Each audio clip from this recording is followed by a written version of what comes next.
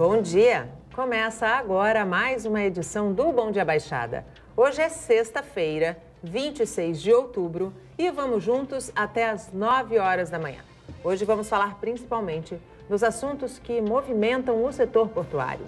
Para o Agenda do Porto de hoje, recebemos Mike Seely, gerente-geral da Stolthaven Terminais e presidente da Associação Brasileira dos Terminais Líquidos. Mike, seja muito bem-vindo mais uma vez ao nosso programa. Muito bom dia. Eu que agradeço. Bom dia aos seus telespectadores. É um prazer estar aqui no seu programa novamente para debater assuntos que são realmente de interesse da nossa comunidade portuária. Muito obrigado pelo convite. É sempre um prazer nosso. E também o consultor portuário Wagner Pereira. Wagner, seja bem-vindo mais uma vez ao nosso programa. Bom dia. Natalia, é um prazer estar aqui, trazer informação de qualidade como o Mike disse aos telespectadores. E bom dia, Mike. Vamos lá, vamos falar sobre a nossa joia, o Porto de Santos. E os outros portos também. E os outros portos também, porque, na verdade, o que a gente tem que trabalhar é para que a gente tenha uma união de esforços e não uma concorrência entre portos, não é mesmo? Exatamente. São todos, falamos do mesmo sistema, de uma mesma federação. Exatamente. Então é importante que todos falem a mesma língua, né? Com menos democracia, com menos burocracia que a gente puder, para que a gente possa ter a expansão e a evolução do nosso porto, que é o que a gente deseja. E a partir de agora, você também pode participar do nosso programa, fazer a sua pergunta para os nossos convidados, através do nosso WhatsApp, que é o 13 988779496, pela nossa fanpage no Facebook, onde já estamos simultaneamente ao vivo, pelo nosso Instagram e pelo nosso Twitter. Estamos passando por uma discussão justamente sobre a questão do sistema de gerenciamento de informações de tráfego de caminhões. Como essa ferramenta, na sua opinião e na sua opinião, Mike, pode facilitar o trânsito, o tráfego de navios no Porto de Santos? Olha, vai ajudar bastante, porque vai dar uma curacidade maior para o navio que está chegando, para que as janelas sejam confirmadas. Existe um custo operacional, porque os terminais eles se preparam para atender um determinado navio, e quando esse navio acaba por algum problema operacional, dando um no-show, você preparar o seu pátio para você entregar milhares de containers numa janela de 8 horas, que é o que se cobra, né? Uma eficiência operacional, é muito complexo. Então, esse sistema ele é muito importante para justamente a gente ter o encaixe de todas as peças. A gente já tem o agendamento eletrônico dos caminhões que chegam ao porto, a gente já tem toda a parte de planejamento operacional para a entrega dos containers para o navio conforme ele está planejado para o seu carregamento, e agora falta a gente também fechar esse quebra-cabeça com as informações mais acuradas dos navios que vão efetivamente chegar para a operação. Na sua opinião, Mike, é uma ferramenta que já está atrasada? Sem dúvida. Essa ferramenta já devia ter sido aplicada há muito tempo. Ela é um pouco mais complexa. Como o Wagner falou, isso é um ponto, ele está falando mais da área, se me permite, Wagner, apoiando o que você falou, mas você está falando mais da área já dentro praticamente do porto organizado.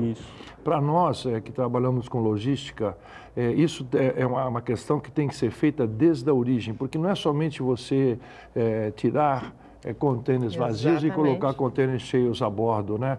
Como é que você traz isso de fora do porto? Então, a questão também do monitoramento nas estradas, desde do fornecedor, colocando nos meios de transporte e chegando ao porto e chegando aos pátios, para que depois, então, como o Wagner muito bem colocou, se interligar com o sistema que nós temos aí sim nós teremos a cadeia completa. Eu acho que nós temos que olhar muito nessa outra parte para poder integrar e para que a gente possa ter uma programação total, uma programação desde o ponto de preparação das cargas até o ponto de, digamos assim, convergências de cargas para que se coloque a bordo.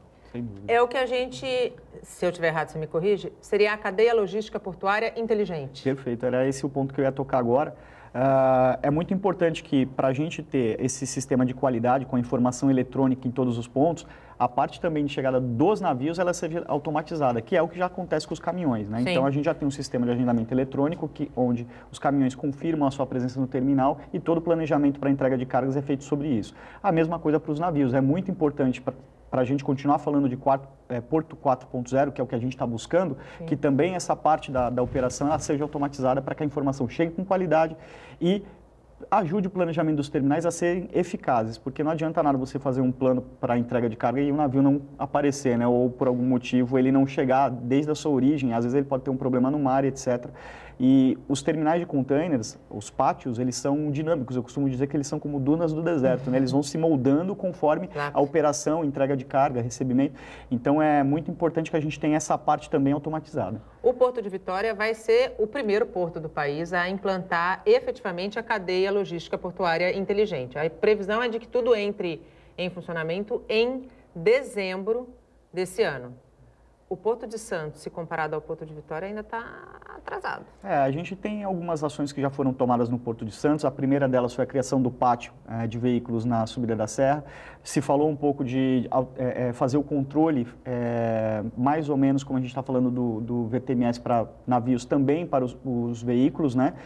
Não saiu do papel ainda, teve um estudo, falaram-se de colocar os tags para poder fazer o rastreamento, então é uma questão de infraestrutura, mas é importante a gente ter um porto com uma movimentação que é um pouco menor que a de Santos, né? Se a gente comparar em volume, como um piloto, para que a gente também possa tirar lições aprendidas. Eu acho que as coisas elas têm que acontecer de uma certa forma. Não quer dizer que Santos tem que ser... seria ótimo que Santos estivesse na vanguarda de tudo, mas a gente sabe que tem uma série de problemas que a gente precisa resolver. Mas é importante a gente ver que os portos brasileiros estão com esse mote, estão buscando, e a gente vai ter uma base, uma referência, inclusive, para replicar o processo aqui. Isso é muito importante. A dimensão do Porto de Vitória pode ter sido um facilitador para a implantação desse sistema e de outros, porque quando a gente faz uma comparação entre Porto de Santos e Porto de Vitória, especialmente em Revolução 4.0, em tecnologia, em automação, a gente vê que o Porto de Vitória está um passo à frente. Isso tem muito a ver também com a dimensão do Porto de Vitória? Com a complexidade, que é menor, infinitamente menor que o Porto de Santos? Não, exatamente. Quando você vai implantar um sistema desse, você vai procurar realmente um lugar que você possa implantá-lo, e se você tiver algum tipo de ajustes necessários a serem feitos, você pode corrigir mais facilmente. O Porto de Santos é um porto muito complexo. O Porto de Vitória, ele não é um porto tão complexo e não tem tanta carga como em Santos. A movimentação diária de navios e veículos é 1/5 do que nós temos aqui em Santos. Então, essa questão, eu acho que foi muito bem colocada, e isso também permite que a gente possa fazer já um aprimoramento no que está sendo feito agora em Vitória, para que seja depois, então, espelhado no Porto de Santos. Complementando um pouco, se me permite, eu acho que é importante também salientarmos aqui sobre a questão que o Porto de Santos também movimenta muito carga a granel. Então, nós temos que olhar essa parte também, não é só contêiner. Geralmente se conversa muito no Porto de Santos e você fala em contêineres, de qual eu, com muito carinho, chamo dos caixotes, né? O pessoal fica bravo comigo quando eu falo dos caixotes. Mas são caixotes gigantes, mas são caixotes. Gigante. Mas é muito caixote. Mas líquido a granel é fundamental. Só para você ter uma ideia, nós vamos movimentar na safra desse ano agora, que já se abriu para importação de diesel, exportações de etanol, importação de etanol, praticamente 5.000 caminhões por mês, só na área ali da Alemoa e na Ilha Barnabé. Então, essa questão de controle de tráfego, agendamento que nós já temos hoje na parte de líquidos a granéis, ela também pode ser usada como exemplo também para a questão do aprimoramento do portolog. Então, eu acho que se as autoridades competentes se juntarem e nós fizermos grupos de trabalho onde possamos discutir o assunto, eu acho que é um grande benefício para todos. Eu sempre digo que o aprendizado ele tem que ser constante, né? Você tem que aprender, melhorar, corrigir, voltar, redesenhar, e isso é o que nós chamamos o blockchain. Blockchain é praticamente isso, é uma construção em blocos. Você vai construindo em blocos e você acaba construindo a sua casa. Falando em blockchain, de que maneira o blockchain impacta o setor portuário? Veja, ele permite que o crescimento seja ordenado, vamos dizer assim, né? Como o Mike bem disse, você cria blocos de processos grandes que fazem uma determinada operação, e depois você interliga isso de forma muito mais fácil. Então, um exemplo prático, né? Nós já temos um controle de agendamento para caminhões adentrarem os terminais, né? O próximo passo, a gente está falando dos navios. Um terceiro passo é a questão de integração dos intervenientes. Então, todos esses blocos, depois de montados, eles ficam muito mais fáceis de serem interligados, como se fosse um grande quebra-cabeça, né? Então, é importante que a gente tenha esse conceito bem claro, E dentro desse conceito, trabalhar muito a desburocratização, Nathalie, porque é muito importante que, para que esses blocos sejam simples de se encaixar, eles sejam simples de processo, não sejam complexos. Uma visão bem simplista, é um quebra-cabeça onde uma peça vai se encaixando e você acaba criando um quadro perfeito de uma situação. Exatamente, um cenário perfeito. E quanto mais simples forem essas peças, mais fácil você está falando das integrações, né? E isso reflete num tempo menor, num custo menor. Então, tudo isso é o que a gente vem buscando quando a gente fala de cadeia logística inteligente, né? É um sistema mais integrado, com qualidade de informação, sem inputs manuais e feito de uma forma segura. Então, é muito importante que todos os intervenientes e todos os que hoje trabalham paralelamente, mas que se conversam, tenham essa visão. O blockchain é uma realidade nos portos brasileiros? Ele já começou. Em Santos, vamos falar de Santos especificamente, a gente já teve um começo que foi a questão da DT eletrônica, um bloco de informações que são enviadas para o interveniente, né, e que essas informações hoje elas já são muito utilizadas para outras coisas, inclusive pela Receita Federal. Então, sim, a gente tem um desenvolvimento interessante já no Porto de Santos, que inclusive ele foi replicado para outros países, a exemplo do que vai acontecer com Vitória agora na questão do gate público e etc. Né? Então, sim, Santos já tem algumas características que estão indo para a indústria 4.0. Mike, você tocou num ponto extremamente importante, que é a cadeia dos granéis, né? Como foi o ano de 2018? A gente vem aí de uma crise que teve impacto em quase todos os segmentos. O Porto de Santos, apesar de ser um porto gerador de riquezas e gerador de emprego, sentiu, né, como todos os segmentos do nosso país. Como foi 2018? A gente está quase aí acabando na Stolthaven Terminais. E qual é a previsão para 2019? Olha, nós realmente, na parte de segmento de líquidos a granéis, nós não podemos reclamar. Nós tivemos uma baixa, sim, quando tivemos a parada da greve dos caminhoneiros. Mas líquidos a granéis, você tem que entender a aplicabilidade dele. A aplicabilidade desde do produto básico para você ir numa pasta de dente até diesel e gasolina. O Brasil hoje não produz carga energética suficiente. Então, a importação de diesel fundamental. Quando você também tem preços de açúcar que estão baixos no mercado internacional, o produtor vai para o álcool, então você exporta o álcool. Então, no nosso segmento, ele foi um ano até, vamos dizer assim, bom. Poderia, obviamente, ser melhor, né? Mas em função com toda a crise que estava aí e com tudo que nós estávamos enfrentando, toda essa instabilidade política, né? Eu podia dizer que foi um ano muito interessante para nós aí. Queria aproveitar, só para tomar um gancho, nós estamos falando sobre essa questão todinha de monitoramento, tanto de veículos, monitoramento de pátios, monitoramento de navios e tal. Eu tenho o grande prazer de poder participar no grupo de trabalho composto pelos especialistas do Porto de Santos e de outros players, e também dentro do CAP, e nós estamos trabalhando muito forte nessa questão. Hoje mesmo nós aqui temos uma outra reunião no CAP, de qual, sem dúvida nenhuma, esse é um dos assuntos que vão ser tratados. Ele está sendo muito bem conduzido. Obviamente que o grande problema, o Brasil se envolve em questões, quando são técnicas, ele vai para uma questão um pouco mais política.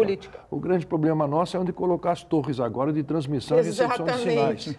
Caramba. Exatamente. Então, quando você tem um sistema, você barra numa questão... O sistema está pronto, a tecnologia está desenvolvida, agora a gente está discutindo aonde é que vai instalar as torres de transmissão. Exatamente. Então, isso é uma coisa que não ajuda muito. Então, nós precisamos realmente resolver esse problema o mais rapidamente possível. Está sendo equacionado, mas está levando mais tempo do que o necessário.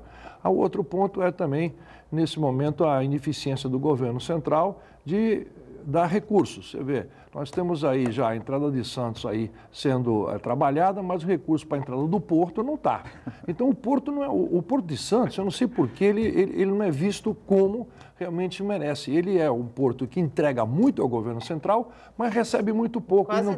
Quase nada. E o carinho e a importância necessária que deve ser aplicado às nossas atividades portuárias, ela não tem receptividade.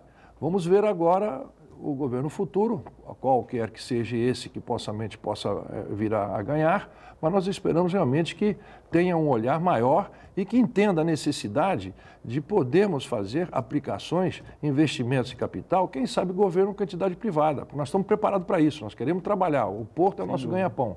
O porto traz benefício, o porto tem que rodar. Então, eu acho que nós temos que passar essa página e dar muito mais valor a tudo isso que nós estamos falando aqui hoje, a integração total do porto, tecnologia, sistemas, infraestrutura e capacitação de treinamento profissional. E, baseado nisso tudo que o Mike falou, uma nova forma de gestão, Sem dúvida. Do Porto de Santos, Sem especialmente. Dúvida. Um exemplo prático é a questão das antenas, né? Exato. Olha como nós temos na mesma situação condições diferentes. Existem 3 pontos que precisam ser licitados para que as antenas sejam instaladas e o ITMS seja finalizada a sua instalação. Um, que é privado, já está no final. Os outros 2, que são do governo, que são áreas de exército, eles passam por um processo burocrático que demora muito. Então, a gente está falando olha como a gente tem no mesmo... De retardo de tecnologia, de implantação de tecnologia. E a gente tem processos diferentes que mostram que realmente a descentralização e a desburocratização, ela faz as coisas acontecerem mais rápidas. Passado e vencido esse tempo de autorização para uso dessas áreas militares, você ainda tem mais 6 meses para obras e instalação das antenas. Quer dizer, olha só o que a gente está falando de tempo que nós estamos perdendo por conta desse processo. E já é um processo atrasado, né? Exatamente. E você, é uma questão que não é que não se tenha a devida fiscalização e que o processo não passe por um processo realmente que tem que ser feito, idôneo, etc, etc.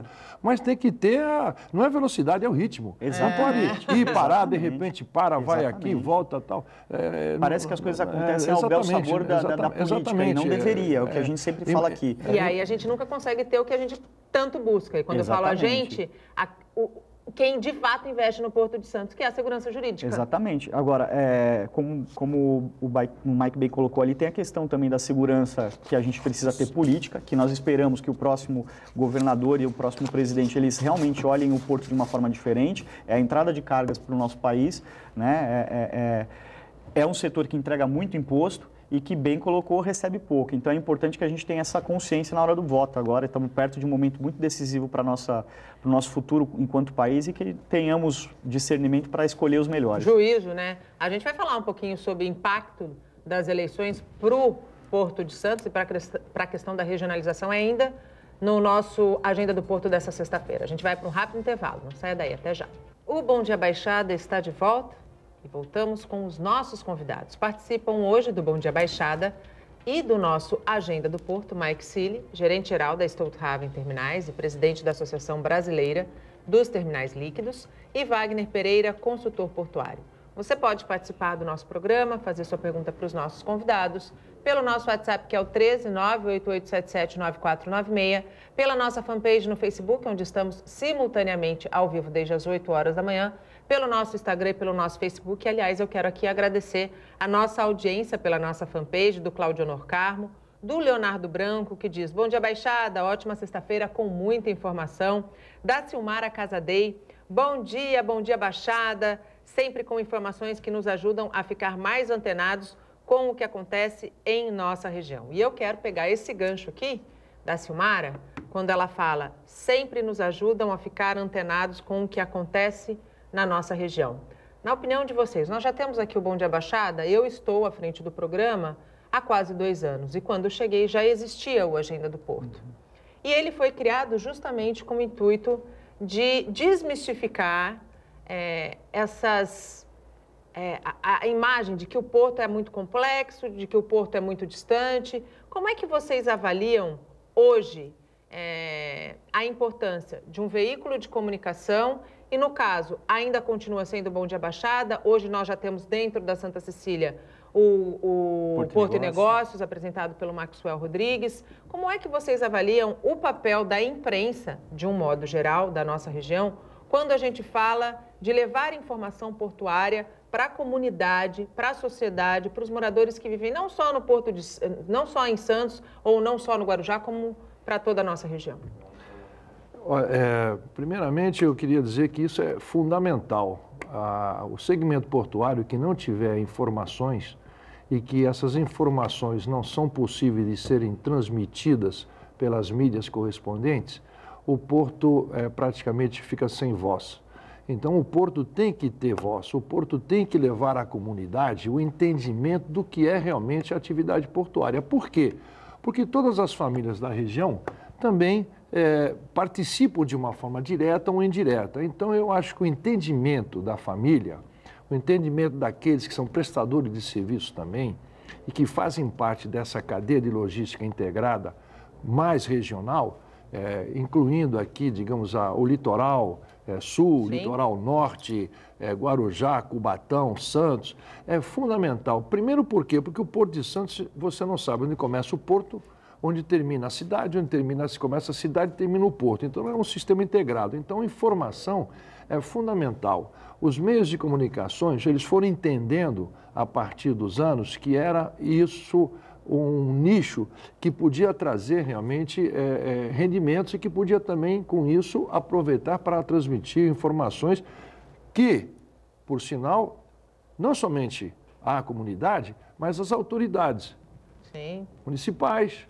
estaduais e centrais do governo da União. Então, eu queria dar parabéns para aqui o Bom Dia Baixada por ter aberto essa possibilidade para nós que trabalhamos no setor portuário e temos um grande carinho pela nossa profissão e termos a oportunidade de podermos expressar e dialogar e discutir todas essas questões que são muito importantes, eu acho que é fundamental. Então, parabéns ao Bom Dia Baixada, parabéns ao Sistema Santa Cecília, em nome não somente meu particular, mas da Associação Brasileira, também da Associação da Câmara de Comércio de Santos e das outras que participam. Eu quero agradecer essa oportunidade que nos dá para nós, então, colaborarmos com você, telespectador, trazer informações e, por favor, também retribuam também com as suas perguntas, com as suas participações, porque hoje em dia é muito importante termos os dois lados participando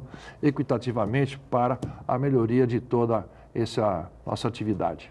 Você acredita, Wagner, que o assunto e o tema Porto, que tem que ter uma importância fundamental para os nossos governantes, tenha também crescido no mote da importância entre os moradores, telespectadores da região como um todo? Sem dúvida, Nathalie. Eu gostaria só de complementar, o Mike disse muito bem, fez um apanhado geral da importância dessa comunicação com a sociedade, né? Eu costumo dizer que essa relação porto-cidade ela é muito importante porque as pessoas primeiro entendem como elas são impactadas, Sim. né? Quando às vezes você está num trânsito na entrada da cidade ou às vezes você está esperando num semáforo e passa um caminhão gigante com Sim. 2 containers em cima ou às vezes com um gigante e as pessoas ficam impressionadas com aquele tamanho todo, né? É o tamanho da importância do porto para a cidade, para a região e para o país, né? É muito importante essa relação, muito importante a divulgação das informações. Por aqui, nós já demos notícias ao longo do tempo, às vezes na bancada ou às vezes em casa assistindo sobre impactos que o porto está gerando na entrada da cidade, sobre algum acidente eventualmente que tenha acontecido, sobre recordes de movimentação. Tudo isso é muito importante. Nós temos muitas famílias que sobrevivem do negócio porto, né? E ele entrega muitos impostos, isso ajuda também no dia a dia, na manutenção da cidade, no investimento para as cidades melhorarem essa relação. Então, assim, a gente está falando de um nicho muito importante que passou a ser visto de uma outra forma, gerador de empregos que ajuda muito a nossa região. Então, sustentou a região no pior período da crise exatamente, econômica. E que sustenta a nossa região Sim. depois de muitas dificuldades que a nossa indústria passou. Exatamente. Nós tínhamos uma região que ela era né? Exatamente, voltado todo para o parque industrial. O parque industrial passou a ter dificuldades por conta da questão econômica e quem segurou a nossa onda e quem segura a nossa onda economicamente falando, gerando empregos para a região, fazendo com que as pessoas tenham de onde tirar o seu sustento, é o porto. Então é muito importante que nós tenhamos essa visão e esse espaço. Faço das palavras do Mike as minhas, realmente parabéns ao Sistema Santa Cecília.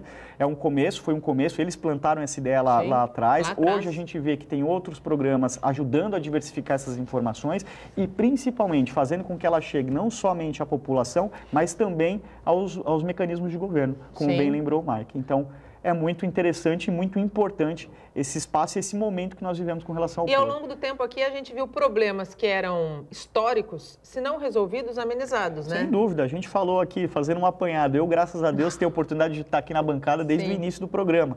Então, a gente falou sobre dragagem, a gente fala sobre as questões das obras da entrada da cidade, acidentes que nós tivemos, infelizmente, suas repercussões, o que nós fizemos como Porto, o que aprendemos para melhorar. Então, assim, tá aí a prova de que só comunicando a gente consegue realmente levar a informação para toda a comunidade e melhorar essa relação Porto-Cidade, que é o objetivo principal.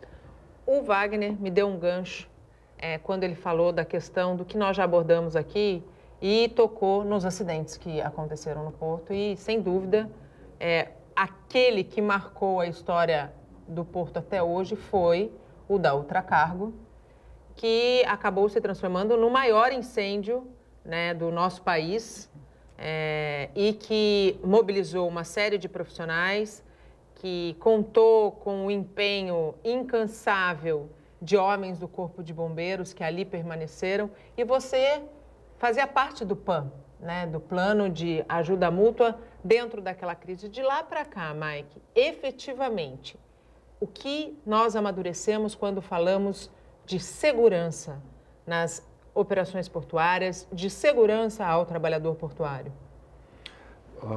Eu acho que o grande aprendizado foi a integração e a necessidade de termos constantemente um grupo formado por especialistas, participantes do governo, que estão de prontidão, porque nós, quando tivemos esse acidente, eu, na minha parte de liderança dentro do grupo, nos levou praticamente 3 dias para podermos chegar realmente à governança do Estado de São Paulo, entender a dimensão para pedir ajuda ao pessoal da Petrobras. Então, eu acho que a questão de um gabinete de crise constante é fundamental, porque a gente não sabe quando pode acontecer. Nós Permite respostas mais rápidas. Exatamente. Né? Nós não temos domínio total. Claro. Né? Um acidente é um acúmulo de incidentes que acontece. Bom, voltando realmente ao que você está dizendo, houve toda uma revisão de todos os procedimentos, houve uma grande convergência das autoridades e das agências reguladoras, fazendo inspeções e auditorias nos terminais, de quais os terminais saíram muito bem, com algumas correções necessárias. Os terminais entenderam que eles têm que entrar realmente à atividade 4.0. Nós estamos, então, hoje investindo muito, eu digo, na minha empresa, tal, mas eu sei que os outros também, numa parte de automação, né? Tirar o ser humano de frente de possibilidades... Das zonas de risco, né? Das zonas de risco. E, mesmo assim, trabalhando nas zonas de risco, prepará-los muito melhor, com segurança, com treinamentos e tal. Essa semana, a Stolt passa pela 34ª CIPAT, né? Estamos lá hoje e eu quero aqui agradecer a participação. Ela vai estar presente, vai estar lá dando uma palestra para nós também. Obrigado pela sua participação lá, né, que eu acho que é fundamental isso, que é a mídia também, você vê. Sim. Então, existe uma comunicação, isso pode ser transmitido também. Então, toda essa parte aí de melhoramento de equipamentos, treinamento, conscientização, formação de gabinete de crise, comunicações mais diretas com as autoridades. Diálogo. O entendimento do que é realmente líquidos a granéis dentro do Porto Santos, porque ele era sempre assim como o primo pobre, sabe? Patinho feio. Patinho feio, deixa ele lá. Não, mas, não então, vamos se preocupar com aquilo não, aquilo não vai dar problema. Não vai dar problema, tal, mas as coisas acontecem. Eu não diria somente na parte mas a grande preocupação nossa também foi e é a questão do próprio estocagem, digamos assim, da própria arrumação de contêineres dentro dos depots e dentro dos pátios, para que não venha acontecer o que aconteceu também do lado do Guarujá, com a questão do local frio. Então, eu acho que foi um ano bom de aprendizado. Eu fui convidado, eu estive nos Estados Unidos dando uma palestra realmente em função desse acidente, porque ele foi o segundo acidente maior no mundo, de qual quando eu falava, muita gente sabe o que é um fogo, porque o fogo é estático, mas ele era um fogo dinâmico. Então, o teatro de operações entre um fogo estático e um fogo dinâmico que começa a dançar e você vai e ataca aqui. Literalmente dançar, né? Dançar. Literalmente dançar. Então isso foi um grande aprendizado. E o maior de tudo é que foi debelado e foi conseguido com um grupo de técnicos brasileiros, especialistas que já também tiveram especializações fora do Brasil. Mas o grande orgulho nosso realmente foi que nós não tivemos nenhuma vítima. Isso para nós foi o fundamental. O material a gente resolve depois, mas a parte realmente e o grande trabalho dos homens do Corpo de Bombeiro e das brigadas de incêndio que se colocaram incansáveis, 11 dias ali, eu acho que foi um grande aprendizado. Foi um grande aprendizado de qual eu diria que nós estamos muito mais preparados hoje se por acaso ou porventura alguma coisa dessa acontecer. Somente eu diria e gostaria de que um hospital em Santos, não sei qual, mas nós estamos precisando realmente, porque nós estamos com muitas plataformas agora aqui, no mar também, nós não temos um centro especializado realmente em queimaduras. Então eu acho que isso é um ponto que eu entendo que existem duas entidades interessadas em construir hospitais e melhorar hospitais, mas eu daria uma recomendação se nós nos pudéssemos preparar também e ter um centro preparado para a questão de atividades, nesse caso, de queimaduras. Até porque, no caso da Ultracargo, como bem disse o Mike, graças a Deus não tivemos nenhuma vítima. Mas se aquilo tivesse atingido trabalhadores, a gente teria tido uma verdadeira tragédia, inclusive do ponto de vista de atendimento. Porque a gente não tem uma estrutura preparada para atender um desastre ou uma tragédia onde tem um grande número de pessoas queimadas. Sem dúvida. Você vê, Nathalie, a gente ainda não tem uma base offshore totalmente implementada aqui, onde a gente possa, por exemplo, ter um transporte mais efetivo de pessoas de helicóptero, por exemplo, que é um transporte rápido. E que pudesse, por exemplo, suprir a necessidade de um eventual acidente. Como o Mike bem disse, ainda bem que nada de grave aconteceu com pessoas, se perderam bens materiais, mas não as pessoas, né? Mas eu fico muito tranquilo com relação a tudo que foi feito, a esses cursos e treinamentos constantes, ao envolvimento dos terminais. Processos mais seguros hoje. Mais seguros. Os terminais entenderam essa questão da alocação de carga conforme a sua característica. Hoje a questão dos químicos e das cargas perigosas, ela já está integrada com os sistemas que nós já tínhamos, o que é muito importante, é um passo também da cadeia 4.0. Então tudo isso traz mais segurança. Veja, como o Mike bem lembrou, um acidente, na verdade, nada mais é do que uma sequência de incidentes. Pequenos incidentes que se tornam um grande acidente. Então, a consciência segura, eu acho que é o maior legado que nós tiramos de tudo que aconteceu. Nossa cultura muda quando a gente traz para dentro do nosso dia a dia uma consciência segura. E isso a gente acompanha, muitos terminais têm a Semana da CIPAT, é algo constante e que traz um benefício enorme para os colaboradores que estão preparados no momento de um acidente. O Bom Dia Baixada vai para um rápido intervalo. No próximo bloco, a gente vai falar sobre os desafios, um pré-balanço da ABTL e também sobre as eleições 2018 no próximo domingo. Não saia daí. Estamos de volta e chegamos ao último bloco do nosso programa. A campanha de segundo turno das eleições para presidente, infelizmente, acirrou ainda mais a polarização política no país.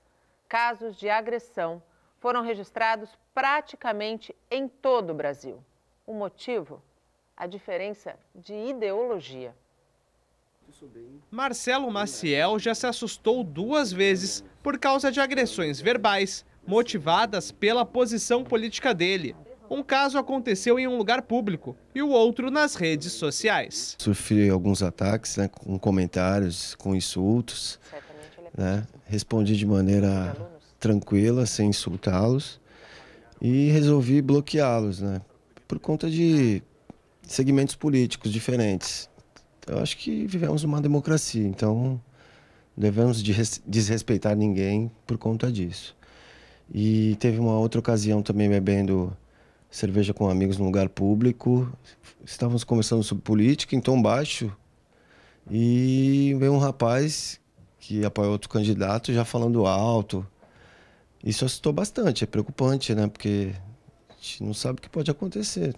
Para o antropólogo Daryl Champlin, o caso que a gente acaba de ver é reflexo de uma sociedade que vive um momento histórico e muito delicado.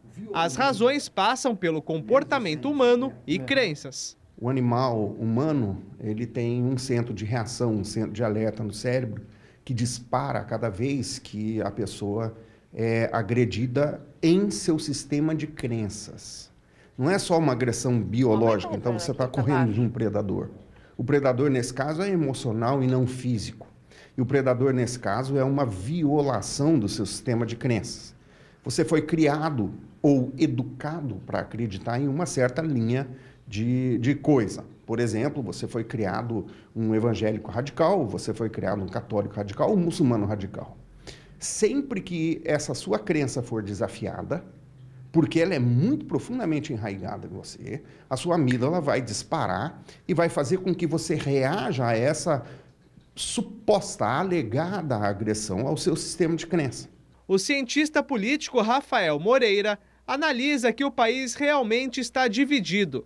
A democracia brasileira atravessa uma crise, mas a divisão, a polarização, não é a raiz do problema. O extremismo, sim, é um veneno para a sociedade. Quando você tem uma polarização, onde dentro de cada campo pode haver um setor ali da sociedade que não dialoga mais, né? E num debate você sempre tem que estar predisposto a mudar de opinião, a partir do momento que você ouve uma opinião melhor que a sua, ou baseada num argumento, ou num fato, ou num dado melhor. Quando dentro dessa polarização você tem setores que não dialogam mais, acho que aí está o problema, né? Você acaba o diálogo até do cotidiano das pessoas, né? Acho que o problema está mais aí e não na polarização por si só, que por si só não é maléfica.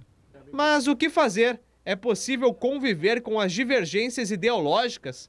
Como caminhar em paz para um futuro que seja bom para a sociedade? E se um novo governo, seja ele qual for, entrar e regularizar a situação, tornar mais palatável o momento econômico, tornar mais palatável o momento social que a gente vive, então eu acho que haveria uma tendência, ou haverá uma tendência natural das pessoas a se tornarem menos agressivas. A solução passa pela política, né? A polícia que pauta o seu dia a dia, é a que pauta as suas escolhas, até a escolha de você vai usar um carro, você vai usar isso é política também. A questão é, sempre que você entra num debate político, você tem que estar aberto a ouvir, sobretudo, né? Você não pode apenas falar aquilo que você imagina, você tem que estar disposto a ouvir também e ouvir argumentos que podem ser melhor que os seus e sempre, como eu falei, estar predisposto a mudar de opinião. Tudo se resume numa palavrinha só: tolerância, que é uma das características de uma democracia saudável. Ninguém ganha, absolutamente ninguém ganha, quando essa polarização beira o ódio, né? Que é o que a gente está assistindo. Infelizmente, nós dizíamos aqui nos bastidores que ao longo de todo esse processo que vai terminar no próximo domingo, as oportunidades que os candidatos, em todos os sentidos, tiveram de mostrar propostas, mais uma vez repetiram a velha prática da ofensa, do você é a favor do fulano, você é contra o ciclano, você é isso, você é aquilo, e realmente as propostas que nós precisamos, que os brasileiros têm sede para saber quais são, na saúde, na economia principalmente, na segurança pública, muito pouco foi dito. Segunda-feira, independente de quem esteja no governo do estado de São Paulo e de quem esteja na presidência do nosso país, o que nós temos como missão enquanto brasileiros, depois de irmos às urnas e nos posicionarmos, é fiscalizarmos os governos. E se eles não estiverem dando certo, brigarmos para tirá-los do poder, não é isso aí? Sem dúvida. Já tivemos um exemplo claro de que o poder do povo e a sua vontade tem que ser respeitado. E se não for, existem mecanismos legais para que a gente possa tomar o controle da situação. Muito importante que a gente tenha consciência no voto, procure os candidatos que possam melhor representar a sua vontade e a sua ideologia, mas não devemos de maneira nenhuma incitar o ódio, procurar briga, temos que respeitar o outro, é como se fosse, a gente tem que pensar como na nossa família. Acabar com vínculos de amizade, porque o fulano é a favor do candidato tal e o Beltrano é a favor do candidato Y. Isso é a maior incoerência quando a gente fala de um processo democrático e de relações interpessoais. Sem dúvida, e eu creio muito, porque eu sou de uma época em que a gente tinha uma matéria específica na Sim, escola. educação moral e cívica. E que nós estudamos as questões políticas, essas inquietações que nós temos, e ali você aprende a respeitar a vontade do outro, aquilo que o outro tenta te passar. Então é muito uma questão cultural, que os próximos governantes tenham essa visão de que a educação é a ferramenta para que a gente crie uma sociedade menos polarizada, mais voltada para as questões da inteligência, do argumento, e não da vontade, da irracionalidade, que é o que leva, infelizmente, às coisas que a gente tem visto e que eu espero, num curto espaço de tempo, isso mude. É preciso mudar, né, Mike? Sem dúvida. Eu tenho um amigo que ele, conversando com ele sobre exatamente essa polarização e tudo, ele fala para mim, Mike, é o seguinte, segunda-feira eu vou ter que acordar de manhã, tomar meu café e trabalhar de qualquer jeito. Exatamente. Então, eu acho que tudo isso que está acontecendo aí, ele não está trazendo benefício nenhum, porque está polarizando. E é exatamente o que nós estamos conversando aqui. Você não sabe exatamente, e as propostas até colocadas na mesa, são propostas que não são tangíveis, são aquelas propostas puramente com questões eleitoreiras. Exatamente, nós temos que pensar muito mais na questão, tudo bem com ideologia, a ideologia ninguém pode gostar de toda a cor, todo mundo gosta de uma cor e tal, está tudo bem. Mas eu lembro aí o disco de Newton, quando você roda o disco de Newton, todas as cores ficam brancas. Exatamente. Então nós aqui numa sociedade, nós temos que nos juntar, temos que cada um trabalhar as suas diferenças, aceitar as suas diferenças, unir-se entre as diferenças. Exato. Para que nós possamos partir para frente, né? Foi muito, essas eleições elas foram desgastantes, até cansativas, ataques desnecessários. Jogo agora, muito sujo, né? Sem dúvida. Agora nós temos que ter uma coisa que eu tenho a necessidade de comentar. Essa é uma questão que ela veio se criando. Sim. Isso não vem do zero. Não. Né? Então nós temos que olhar para trás e temos que ver onde é que foi que nós desviamos e corrigir esses desvios para que possamos caminhar conjuntamente para o bem do Brasil, todos focados, né? Para que possamos realmente trazer um país melhor para os nossos filhos, netos e aqueles que virão pelo futuro. E um porto mais eficiente, porque a gente não pode esquecer que quem assumir tanto o governo do estado de São Paulo, porque nós estamos discutindo uma possível regionalização do porto, uma estadualização, quanto o governo federal, precisam olhar para o Porto de Santos com mais seriedade. Sem dúvida. Eu senti muita falta, Nathalie, muita falta dessa pauta por parte tanto do governo federal Triste quanto do ler estado. nos veículos de comunicação que o candidato XYZ não tinha propostas para o Porto de Santos. Então, assim, é realmente um descolamento de uma realidade, né? Sim. Tanto econômica quanto de questões de imposto, socioeconômicas no geral, né? Porque você não tem a visão do nicho de negócio porto como a indústria, como o agronegócio, e é um business muito grande, é um negócio que gera muito recurso, muito imposto recolhido. Não é só um caixotinho em cima do outro caixotinho, Eu adoro essa expressão, é a que eu mais gosto mesmo. Eu acho que o porto, ele parece ser só um conjunto de caixas de ferro, né, que são movimentadas de um lado para o outro, mas ele tem uma complexidade muito grande e ele gera recursos Impacta diretamente na vida dos cidadãos brasileiros. Na vida de todo mundo. Então, a falta dessa pauta me chamou a atenção. Foram poucos, eu conto no dedo de duas mãos os que falaram alguma coisa a respeito de Porto. E eu até acredito que o que falaram foi muito motivado um pelo outro, não foi nem porque eles acreditam no Porto. E vazio. Justamente por isso a proposta não foi tão profunda, né? O que nós esperamos é que realmente essa seja uma pauta tomada de assalto nos primeiros meses de governo, porque pode influenciar positivamente e, principalmente, ajudar no aquecimento da economia para trazer esse ambiente que o especialista diz ali, de paz, porque quando as pessoas elas estão trabalhando, estão sendo cidadãos plenos, porque todo cidadão precisa do seu trabalho para ser um cidadão pleno, para contribuir e se sentir importante na sociedade, que isso seja tomado e que isso seja entregue para os cidadãos para que eles possam se acalmar e ver que tem um futuro, que o país tem um futuro. Os terminais portuários agradecem maior seriedade dos nossos governantes, né, Mike? Sem dúvida nenhuma. É fundamental que nós possamos, já no primeiro dia, dia 2 de janeiro, porque o dia 1º é de festa, né? Já assume aquele. Então, no dia 2, realmente começar a trabalhar. É verdade. Né? Porque vai levar pelo menos... No ano que não vai ter a Copa do Mundo. Exatamente. Né? Mas, mesmo assim, vai levar um ano e meio para começar a máquina realmente a funcionar. Então, eles têm que reagaçar as mangas mesmo. E o nosso pleito fica aqui mais focado realmente, não tanto a questão da presidência da República, que é importante para o Brasil inteiro, mas para a nossa região, o governo de Estado. O governo de Estado é fundamental, o Porto de Santos, para que o Estado de São Paulo, que gera toda essa produtividade e que por aqui passam produtos do agrobusiness, tenha realmente um corredor de escoamento das cargas, tanto na área da exportação e na área da importação. Por quê?